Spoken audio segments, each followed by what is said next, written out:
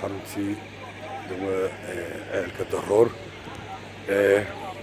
cunto karinta oo sidii xisbigu ugu talagalay dadka xoolo dhaqatada ah xoolaha wada inta xoolahooda laga iibsaday in dib loogu kariyo oo socota goobtii oo aan joogno taan nahay odayaasha deegaanka oo anigoo cabdi aadan goob walba wixii xoolihii xisbigu ku kariyey shacabkiisa oo ugu talagalay ayaan taaganahay sidii loogu talagalay bay u socotaa waa goobtii cunto qaybinta ee shacabka ee xisbiga dimuqraadiga shacabka Soomaalida Itoobiya ugu talagalay oo xoolihii oo hilibkii oo la kariyey hilibkii saaka la qalay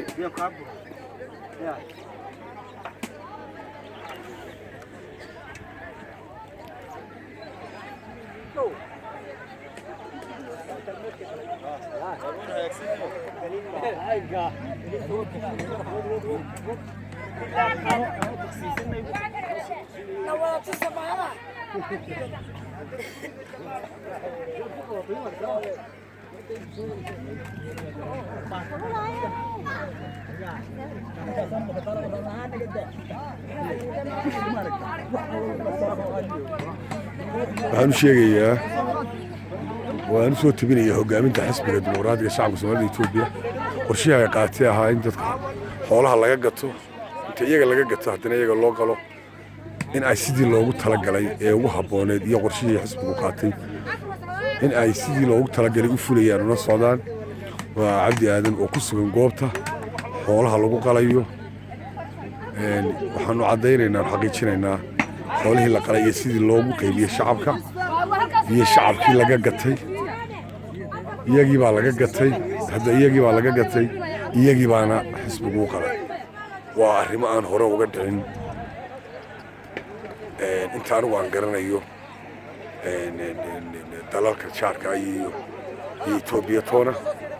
waa arrimaha xisbiga dimuqraadiga shacabka Soomaalida Itoobiya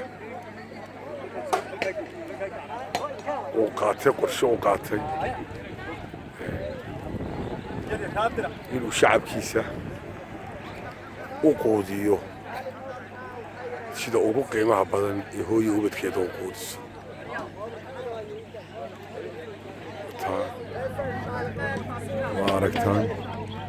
waa aragtaan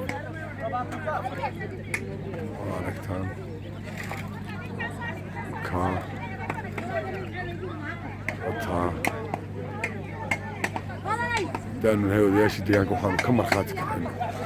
inuu waajibkii xisbiga aanu xubinta ka nahay sidii loogu talagelay uu fulay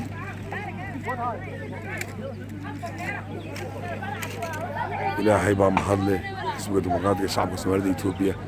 ayaa mahadle boqolkiiba boqol baanu mahad celinaynaa hogaaminta ugu sarreysa ee hormooda ka yahay Dr. Cabdi Maxamuud Cumar